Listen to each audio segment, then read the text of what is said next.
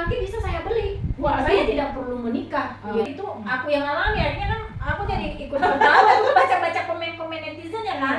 Hai, selamat datang di podcast tentang perempuan.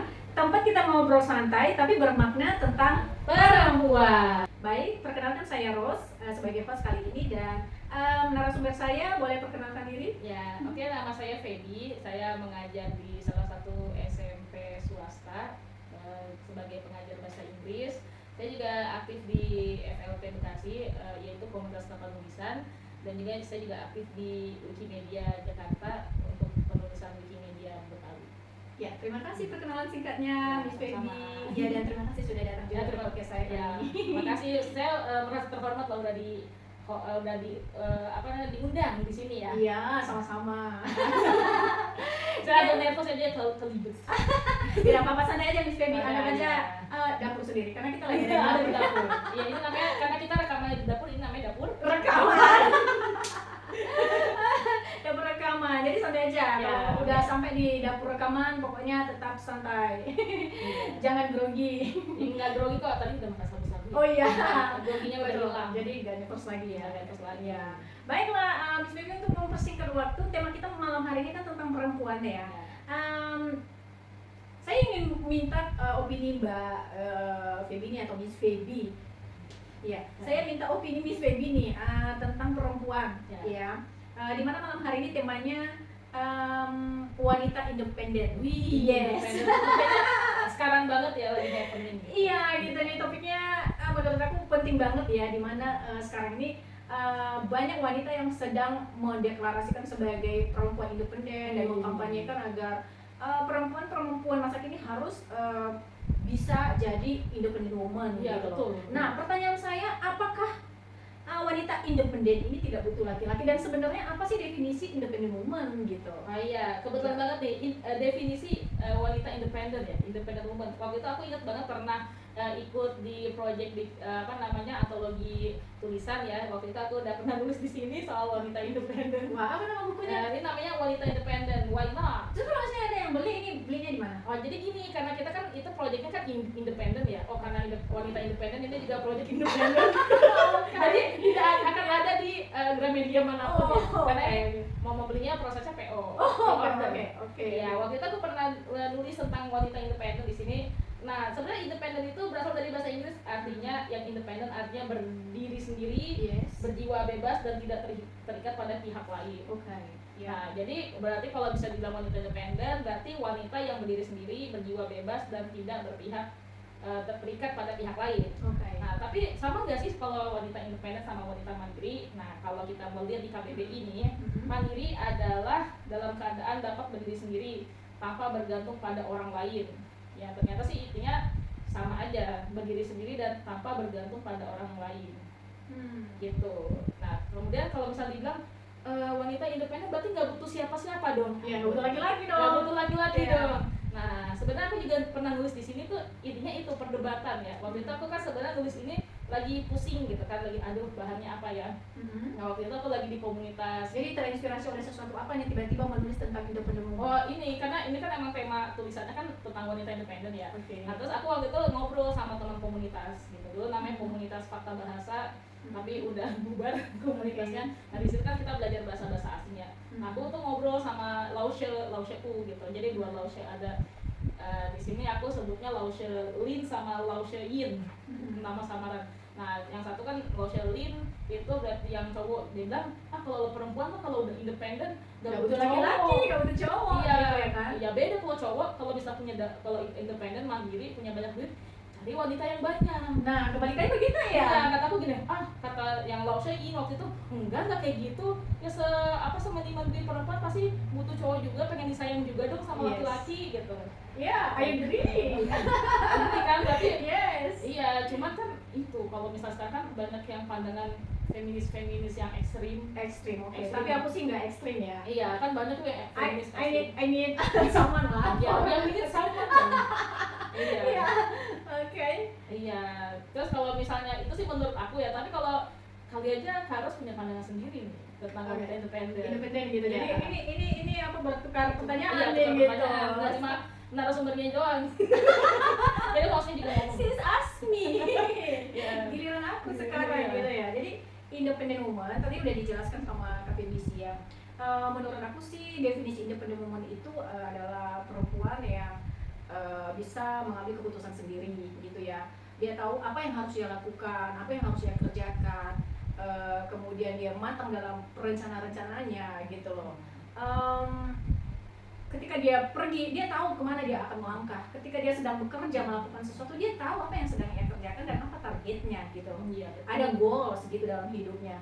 Jadi kalau dibilang independent woman nggak butuh laki-laki, menurut aku sih enggak ya. Contohnya ya kayak aku nih sekarang, katanya bahwa kita membutuhkan orang lain, aku butuh teman, yang minimal nemenin makan. Makanya aku kan senang ya kalau teman-teman datang ke sini tuh, kita ngobrol, kita ngopi, kita makan sama-sama, kita masak sama-sama. Artinya bahwa memang kita di dunia ini nggak bisa hidup sendiri, kita butuh seseorang untuk menemani kita gitu loh, untuk berdiskusi gitu loh. Dan ya nggak bisa dipungkiri ya bahwa kita butuh disayang, ya nggak sih? Entah itu disayang sama teman kita, ya disayang sama orang tua, saudara, dan disayang oleh ya orang spesial dong pastinya gitu ya. Bener. Ya, jadi definisi independent woman yang versi aku sih ya seperti itu sih, Miss. Iya. Ya, cuma kalau ngomong-ngomong soal tadi wanita independen lagi, tadi orang kan memikir, kebanyakan yang orang pikir, nah ini nih cewek-cewek yang bilang independent woman, ini kebanyakan feminis nih, yang ngerasa banget apa namanya nggak butuh laki-laki gitu kan, dia bisa berdiri sendiri. Cuman aku pikir gini, dalam kenyataannya, realitanya sebenarnya ada dua sih. Mungkin emang dia feminis dan nggak butuh laki-laki, yang teriak-teriak independent woman nggak butuh laki-laki, karena dia feminis ekstrim gitu kan. Iya. Atau yang kedua terpaksa jadi wanita independen karena suatu keadaan Misalnya seperti misal sama kayak aku misal kelamaan jomblo. Ketahuan nih rahasianya. Jomblo. Iya, bagi berminat silakan. Ini ada nomornya di sini. Iya, udah kayak iklan TV aja. Itu mungkin salah satunya, mungkin karena jomblo ya, atau mungkin seperti Kak Ros misalnya udah selesai masa kontraknya dengan seseorang. Tapi yang kedua udah kayak kontrak aja. Nah, sama yang ini kayak bisa ada golongan yang lain juga. Misalnya dia menikah dengan seseorang, tapi rasanya kayak nggak nikah sama seseorang itu. Oke, jadi dia terpakai keadaan memaksa dia untuk menjadi wanita independen. Iya, misalnya sih. Karena banyak yang kisah-kisah yang punya laki kok kayak nggak punya laki ya. Jadi rasanya kayak janda. Ya kayak janda sebelum suaminya meninggal, ya terpaksa ya udah saya yang menanggung beban tanggung jawab gitu kan. Nah, kalau begitu aku masuk dalam pertanyaan berikutnya, Iya. Nah, Miss Baby ini kan banyak nih sekarang wanita berlomba-lomba untuk menjadi wanita mandiri, wanita independent woman gitu loh. Alasannya supaya mereka lebih bebas untuk berpikir, bertindak gitu dalam keputusan-keputusannya gitu loh. Karena selama ini mereka merasa bahwa hak-hak dan kemerdekaan mereka itu diambil oleh pasangannya, katakanlah suaminya yang lebih mendominasi kan seperti itu. Akhirnya keadaan itu yang memaksa dia untuk menjadi wanita independen gitu loh ya kan. Nah, pertanyaan saya, apakah dengan menjadi independent woman itu akan menyelesaikan masalah dalam keluarga, dalam rumah tangga, atau justru menambah masalah baru? Karena bisa saja kan si suaminya berpikir, wah ini jadi jadi saingan aku nih gitu loh ya dalam keluarga nih gitu, yang tadinya aku ini seorang yang diandalkan, aku seorang pemimpin, aku yang harus didengar, aku yang mendominasi dan segala keputusan apapun itu harus berdasarkan keputusanku, ya kan? Nah, dengan adanya istri yang mungkin udah mulai mandiri, sudah bisa berdiri di atas kakinya sendiri, ya kan? Sudah bisa bekerja, menghasilkan uang gitu loh, bahkan yang mungkin dia bisa lebih terkenal dari suaminya barangkali, atau penghasilannya lebih besar dari suaminya, seperti itu tuh. Nah, apakah ini nggak jadi masalah nih dalam keluarga? Nah, iya, kalau sebenarnya sih akarnya itu adalah sebelum nikah tuh harus dibahas dulu sebenarnya, ya kan? Sebelum nikah, misalnya laki-laki, misalnya kalau udah tahu punya calon yang seperti itu, jadi mesti ada resiko-resiko yang harus diantisipasi gitu kan. Kalau misalnya tadi punya calon istri gitu kan, sebenarnya ini nggak bakal jadi masalah di dalam rumah tangga kalau misalnya udah diantisipasi sebelum nikah sebenarnya. Nah, tapi kalau seandainya nih sebenarnya tadinya si perempuan nih, Miss Baby, uh, sebenarnya bukan seorang independent woman.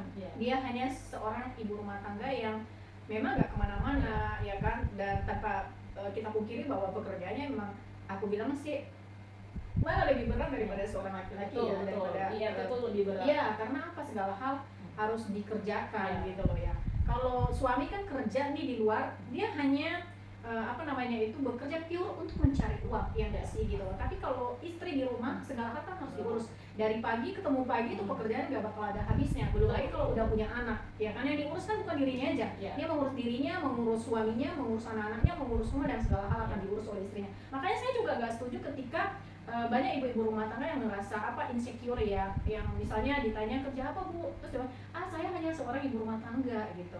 Nah aku nggak setuju sih kalau kata-kata hanya itu, karena menurut aku justru satu-satunya penopang dalam keluarga itu, ya, penopang dalam keluarga itu adalah istri. Betul, karena itu ruhnya rumah itu ya istri kan gitu. Ya betul, kalau misalnya istrinya kolaps biasanya tuh suaminya udah kayak bingung, aduh gimana? Iya, belum lagi kalau punya anak. Bayangin aja kalau punya anak 2-3 masih kecil-kecil terus ibunya sakit. Iya, bisa kerja selama seminggu. Kebayang gak rumah itu kan jadi apa? Nah gitu. Makanya kan saya waktu itu ngeliat fenomena-fenomena di rumah tangga, istri bilang, aduh gak boleh sakit. Misalnya dia langsung, ayo kerokan dulu, hajar pakai mandi air panas. Iya. Gitu, harus sehat gitu. Iya. Ya aku ngalamin banget itu buat kakakku.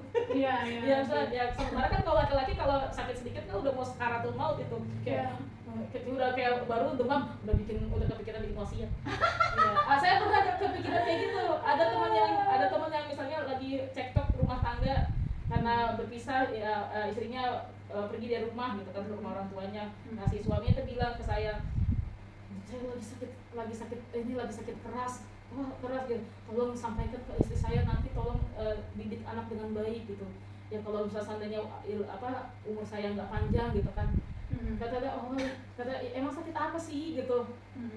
Dia katanya di foto lah dia itu obat-obatannya, obat demam, obat diare. Kata saya ini bukan obat jantung atau obat apa kan yang misalnya penyakit berat itu aja rasanya udah mau meninggal kan. Iya. Nah iya itu karena ya begitulah perempuan gitu kan, emang itu kan ruhnya. Nggak bisa juga kalau bisa dibilang cuman.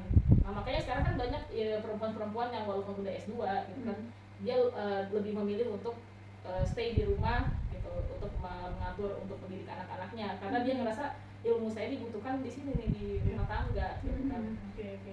Tapi ini kembali ke kesepakatan bersama sih ya menurut aku ya, komunikasi antara dua pihak lah, perempuan dan laki-laki, sehingga tidak ada yang merasa terbebani dengan tidak adil gitu loh. Dia merasa bebannya lebih berat daripada pasangannya gitu loh, dan semua merasa happy lah gitu ya dengan keputusan yang dibuat. Menurut saya seperti itu. Baik, Miss Feby, kita lanjut nih di pertanyaan yang menurut aku akan lebih menarik lagi nih. Iya.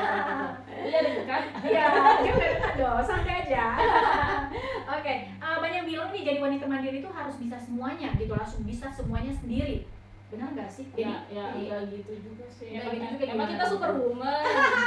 Iya. Ya kan ada kalanya kita misalnya emang renov rumah bisa sendirian ya kan? Nggak bisa dong kan?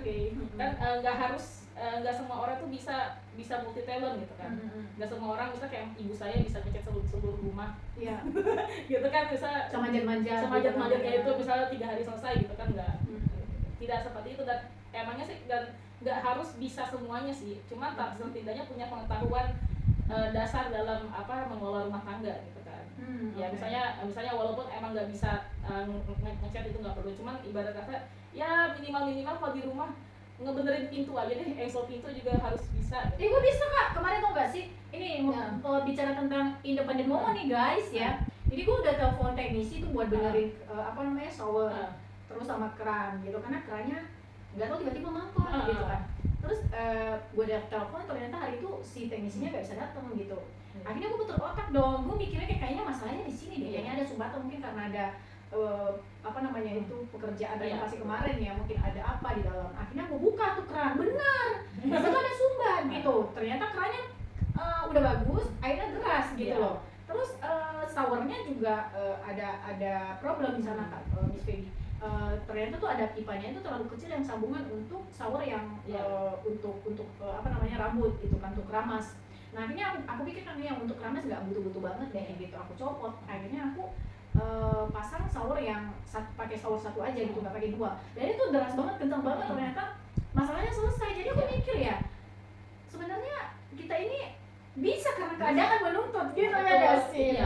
Coba kalau misalnya ada someone di situ, kita minta tolong dan akhirnya kita nggak bisa, ya kan, karena ada orang yang selalu standby di situ untuk membantu kita. Tapi ketika tidak ada siapa-siapa, keadaan menuntut kita untuk bisa, ya nggak sih? Iya betul. Dan kadang-kadang karena emang ada keadaan lain juga nih yang menuntut untuk bisa, misalnya suaminya yang itu dong bersihin ini, ya ntar 10 menit kemudian, yang ini dong, ya bentar. Akhirnya kita kan gemes ya, kok nggak diinin, ya wes lah kerjain sendiri deh, lama deh. Iya kan, waktu itu ada tuh yang memes yang video itu, misalnya istrinya minta itu tolong pindahin steger.